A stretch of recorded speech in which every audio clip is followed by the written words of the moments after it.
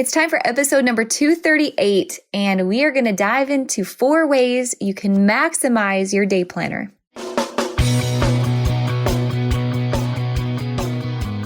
Let's talk about your business strategy and the juicy details of what actually works, from mainstream fashion to fashion on Main Street and the entire ecosystem behind it. How do we scale your company and do it with the balance and the happiness that we all seek? Let's hear from those insiders, experts, and strategists that actually make it happen. I'm your host, Ashley Alderson from the Boutique Hub, and I can't wait to chat.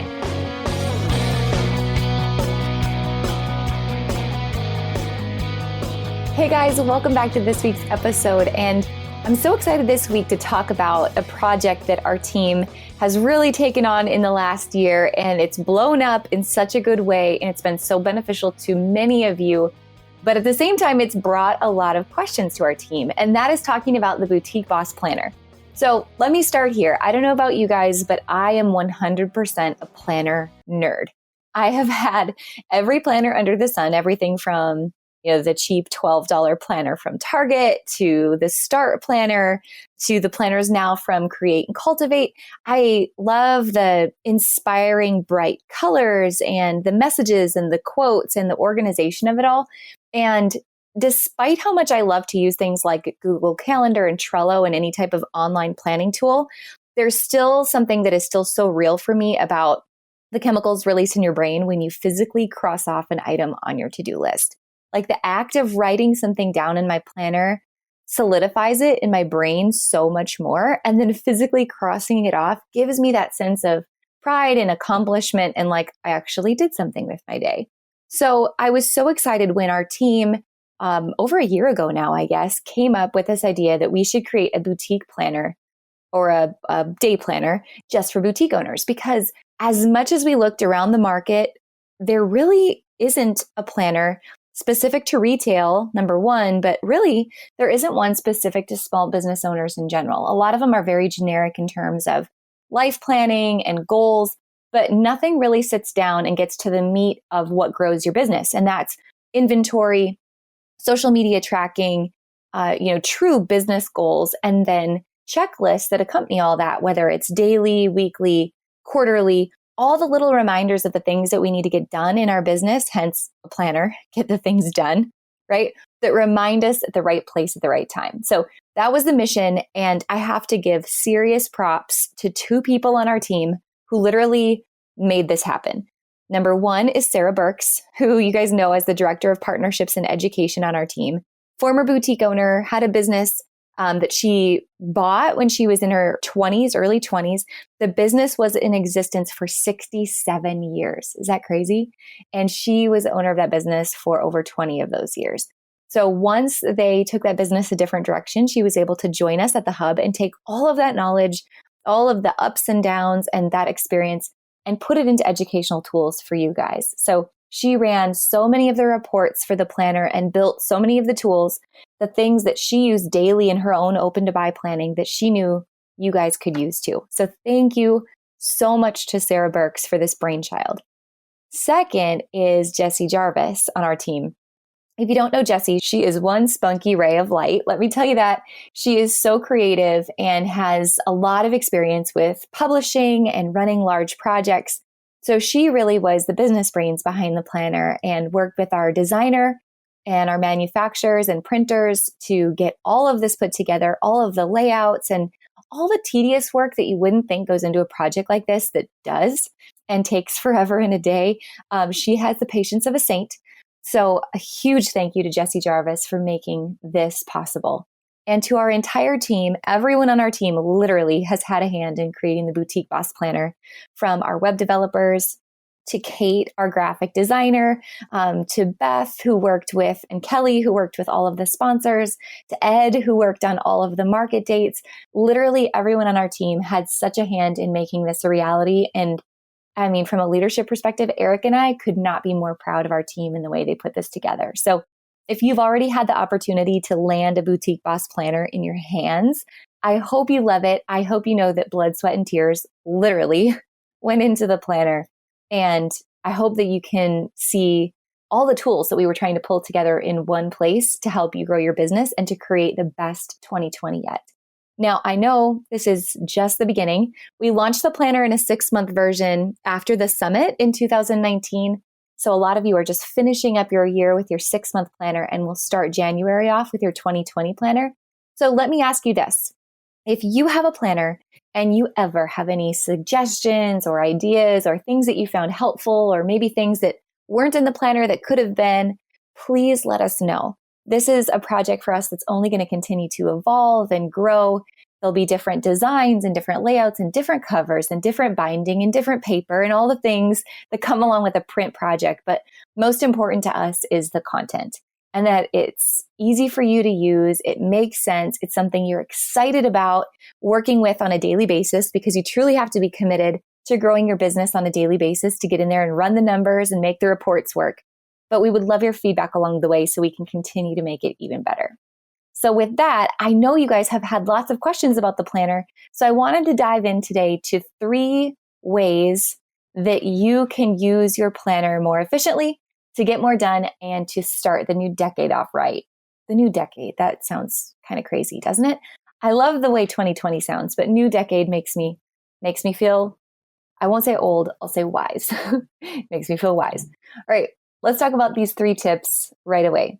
Number 1, one hack that I have used for a long time with mini planners that we tried to make easy inside of this planner is to sit down and create a daily date with the numbers and your own commitment to tracking, right?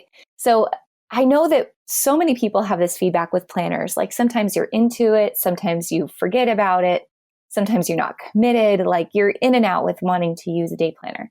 And I think that comes from having a day planner that isn't really designed for you and what you're doing. It's just generic. So I hope that this planner is different in the sense that there are forms and sheets and tracking that are asking you to show up daily, to commit to those numbers, that hopefully inspire you and motivate you to make this a habit where every single day at a certain same time of the day, you sit down and you are committed to using that planner, because that's how you're going to be able to see the measurable growth over a period of time. So a couple of ways that you can do that. 3 things that I do every single day that help me maintain that daily commitment. Number 1 is each morning when I sit down, I take the first, I'll say 30 to 45 minutes of my day, and it's about setting myself up for success. It's not about diving into my emails, my Slack messages, my Facebook messages.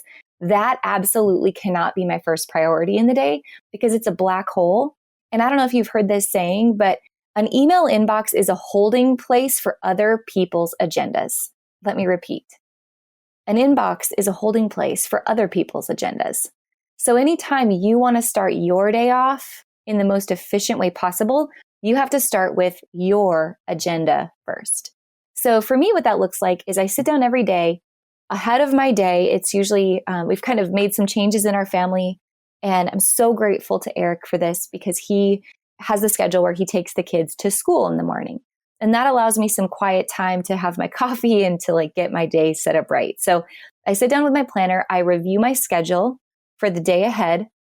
And this is after I do some journaling, and I do gratitude journaling every morning. I'll tell you about that more in a minute. But then I sit down again with my planner. I look at my schedule for the day. There's always one question I ask myself, and this is going to sound self-serving, but I really hope that you ask yourself this question too. If I look at my schedule, I always ask, is there something I can eliminate? Is there something I can eliminate? Because I don't know if it's just us as women or this habit that we've gotten into in terms of serving everyone else before ourselves, but we're really good at saying yes to everything. Oh, yes, I'll have that meeting, right? Oh, yes, I'll do this. Oh, yes, I'll get that extra project done. Oh, you don't have time for that? I'll take it on, right?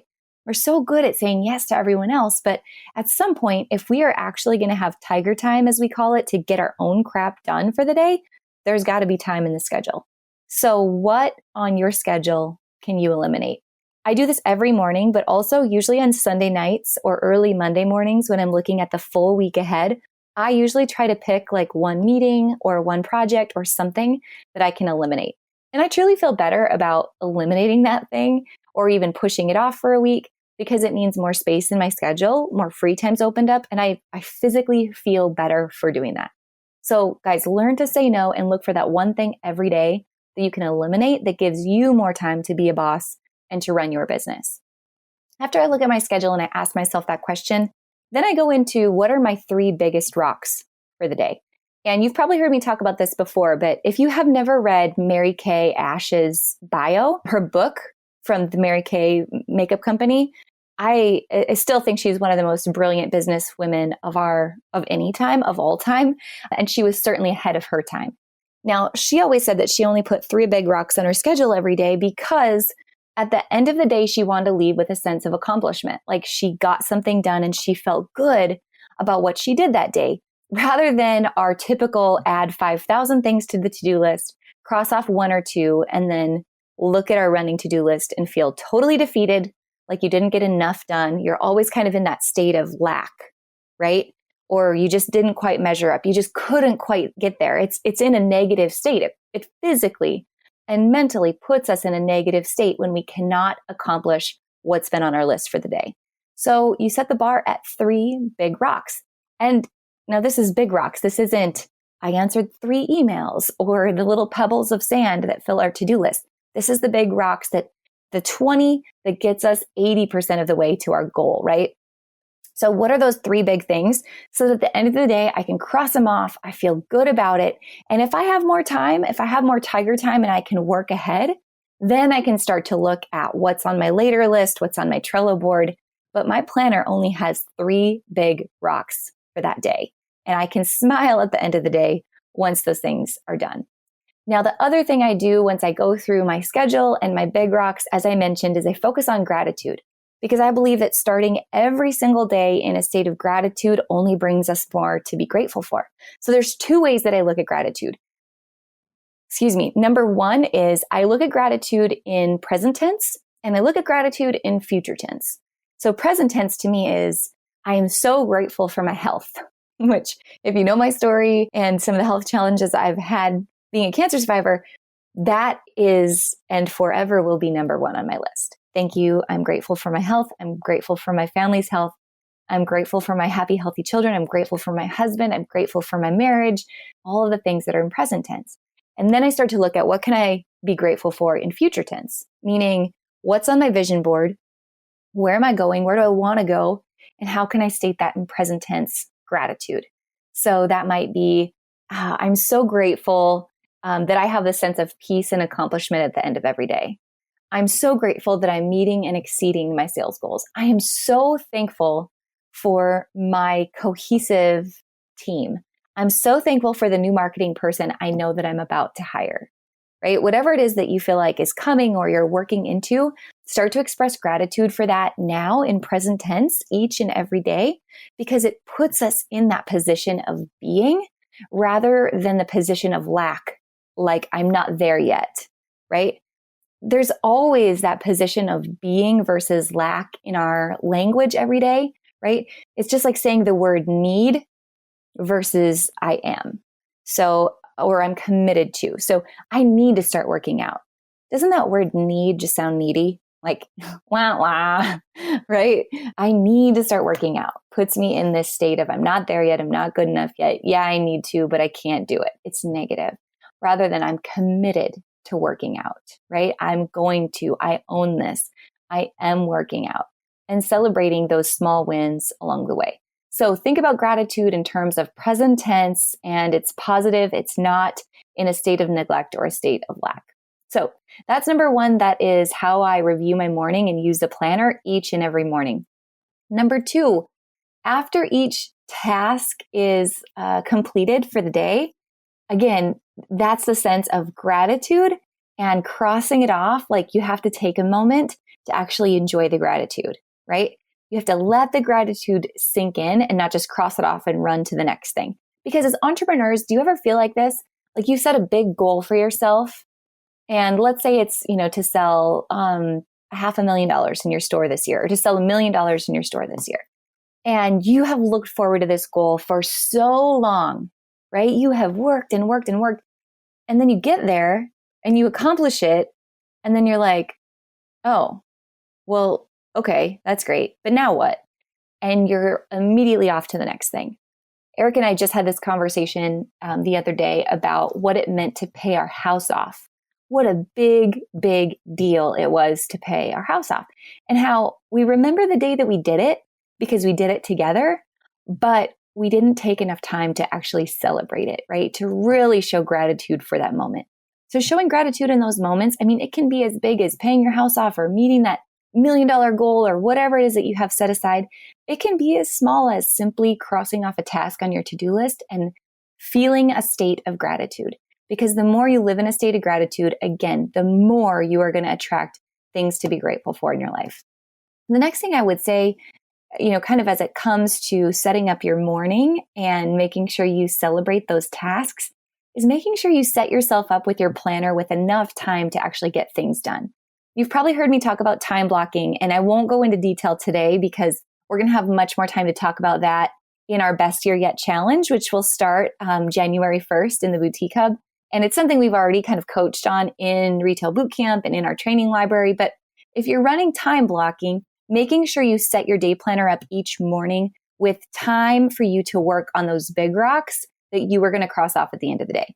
I call it tiger time. So making sure in the morning, I know I am most efficient, I'll say, in the first 2 hours of the day. So from 8 or 8:30 to 10 or 10:30, like that's my time when I never schedule a meeting with anyone, no matter how important it is. And I don't look at emails in that time. I may look at it if there's something like critical for a second, or I'll make a note of it, or maybe it's a Facebook post that I just needed to respond to a message super quick that couldn't be done later, that it is no more than 5 or 10 minutes in my tiger time that morning. Instead, tiger time is what is the big rock on my list that I need to get accomplished. Immediately after that ends for me, so at 10:30, now I go into my emails, or now I go into my messages, or now I go back and start interacting on social media. But I have to give myself that time to get the big rocks done first when I know I'm most efficient. If I'm going to schedule meetings with someone during the day, and maybe this is you with photo shoots or vendor calls, or again, any meetings that you have, interviews that you're going to host, to me, that is something that always comes at the end of the day, because we need to save our best brain power for those big rocks that we're working on that are really going to move the needle in our business. So time block those to be the first thing you work on in the morning, and not your inboxes and social media, and not all the busy work that is other people's agendas. The third thing that I do each and every day with my day planner that I think you're going to find useful with the Boutique Boss Planner is I wrap up my day by creating a new list for tomorrow. So I look ahead at tomorrow's schedule. I look ahead at what my 3 rocks are for tomorrow based on what I did or didn't get accomplished today. And then I write down my done list and again, my gratitude list. So what did I do today? I rewrite them like check, check, check. I did these things and I am so grateful for blank today. I usually choose one thing. Today, I'm so grateful that this went well, or that I got this message, or that I spoke to this person, or that the team did this, or the team, accomplished this. There's always something that I want to end my day in gratitude for, because I feel like it's a good way to close out, those hours of my day when I'm working Ashley, when I'm CEO Ashley, versus when I transition to go get the kids. And now I'm the basketball coach, or now I'm the mom, or now I'm cooking dinner, right? It's just like a clean cut end of the day. So those are 3 things I do each and every day with my planner that might be helpful for you in your day planner, or if you're using the Boutique Boss Planner. The second thing I want to talk to you about in terms of getting the most out of your Boutique Boss Planner, and bear with me guys, this is where Sarah and I probably get the most questions, and this is where the majority of boutique owners really want to put their head in the sand. Okay, I'm not going to let you put your head in the sand anymore. And that is, the Boutique Boss Planner is going to help you get familiar with your numbers and with your reports. All right. I know we get questions, where do I find this report? Or where do I find this number? Or what do I do with this number? That's okay. We want you to get familiar with it. We want you to get in the habit with it. It's important that you have a daily and a weekly and a monthly date with your numbers, because have you heard this? Only a tracked number grows.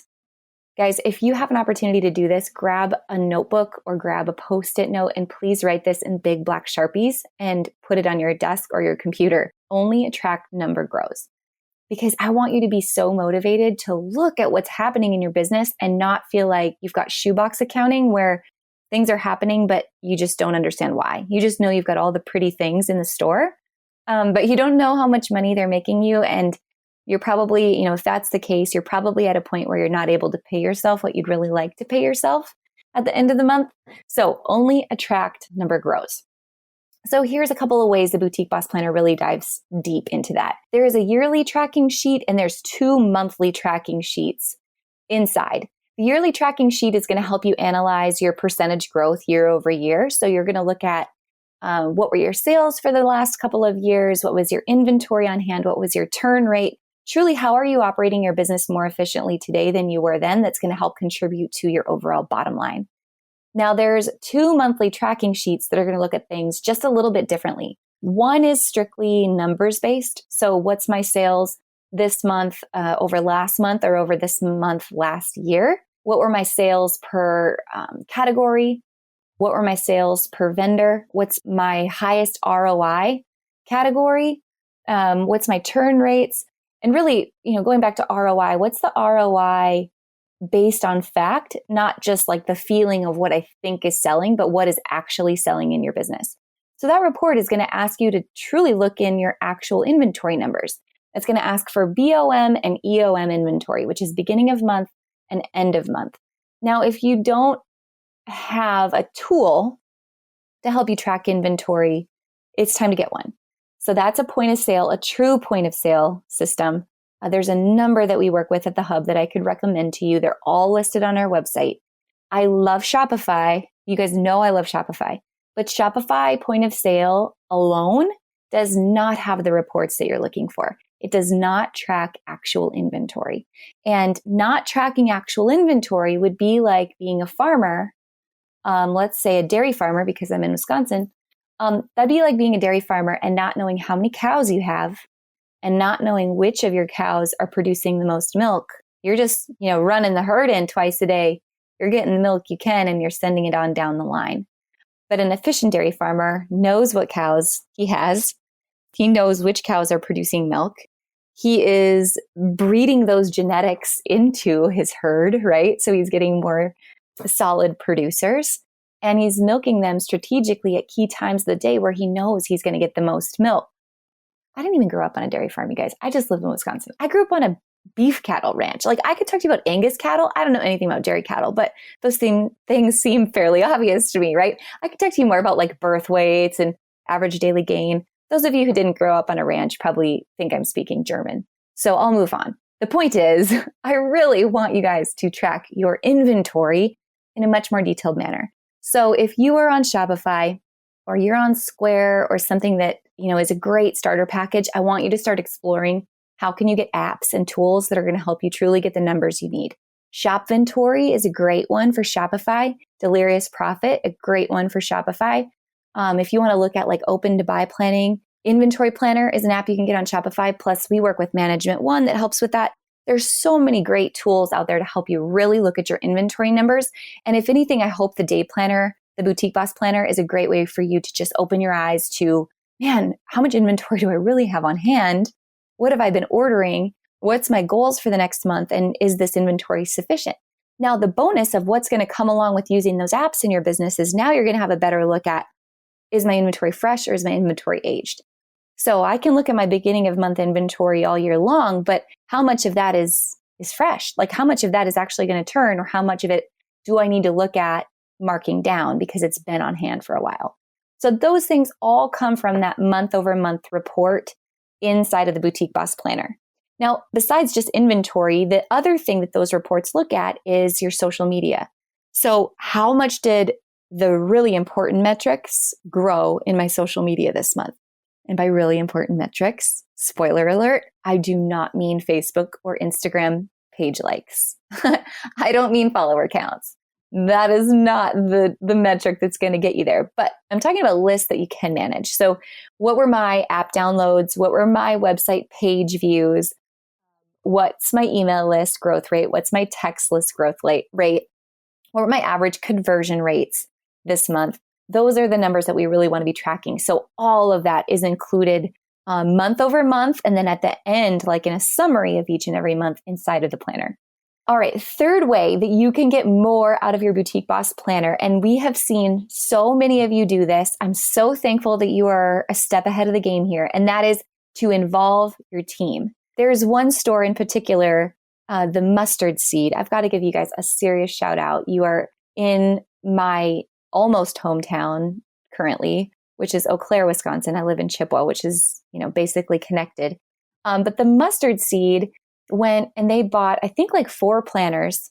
So the owner, the owner's wife, and then the managers all have their own planner because they can go through, they can track their own day, they can work together as a team to track sales and all of the growth. Everyone is responsible for a little bit different piece of the pie in that business, so they all can look at their piece of the pie and then come together in their team meetings and really compare notes.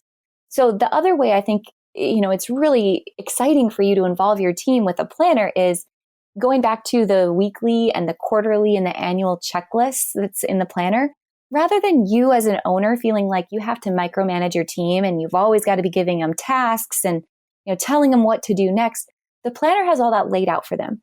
Now, it's not going to be everything for your business, but it's going to give them a number of things that they could be working on in the downtime when you haven't given them a specific project. They can look at the planner and go, oh, wow, I really should go update all of our passwords because it's once a quarter, or I should really go be working on following up with these key vendors because of this one report.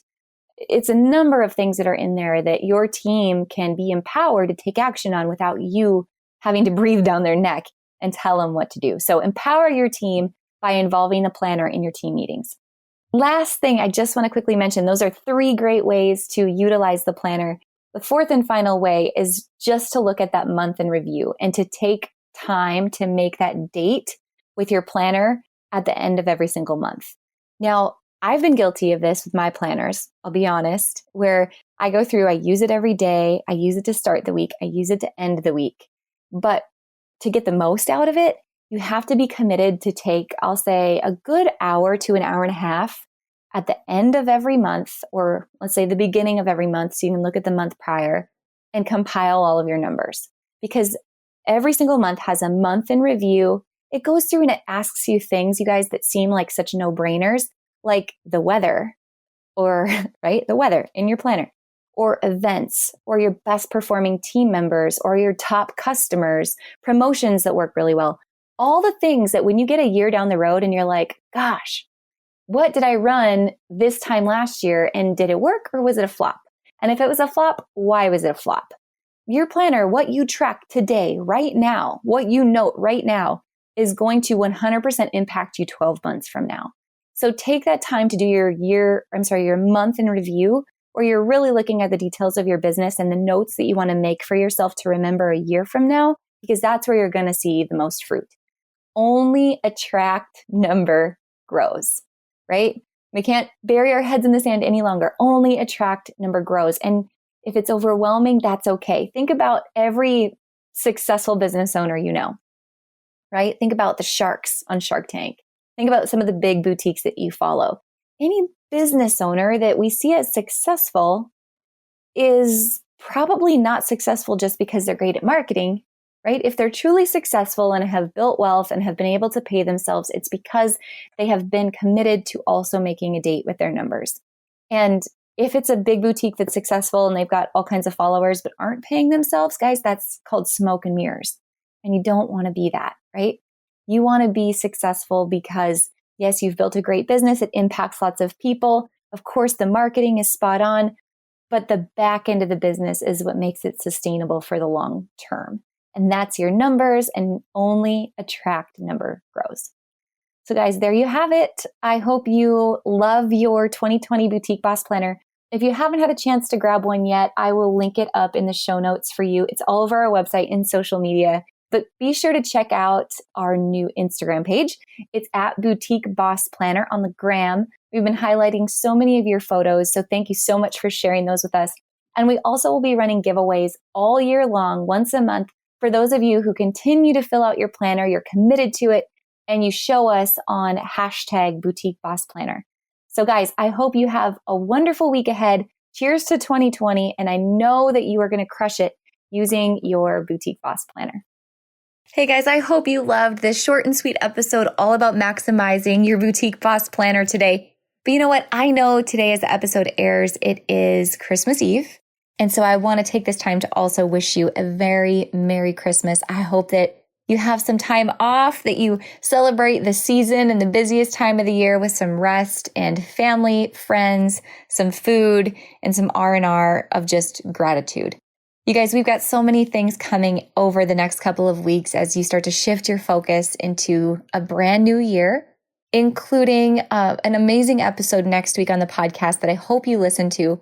So many of you actually joined me in helping create this episode by sharing messages of gratitude for one another. So you just might hear your name mentioned on next week's podcast. But also I want to mention we are getting close to kicking off the 2020 Best Year Yet Challenge. If you've never taken part in our challenge, it is our big challenge that we do to kick off the start of every year to make sure that you're starting the year right with the best year yet. There's a couple of past challenges inside of our training library at the Hub, but we have 5 weeks of live training, plus downloads, plus videos, like a mini business course coming to you starting on January 2nd. So guys, stay tuned. I hope you take part in the Best Year Yet challenges. Watch your Facebook group notifications and watch your emails so you know how to take part. But Merry Christmas and a very happy New Year.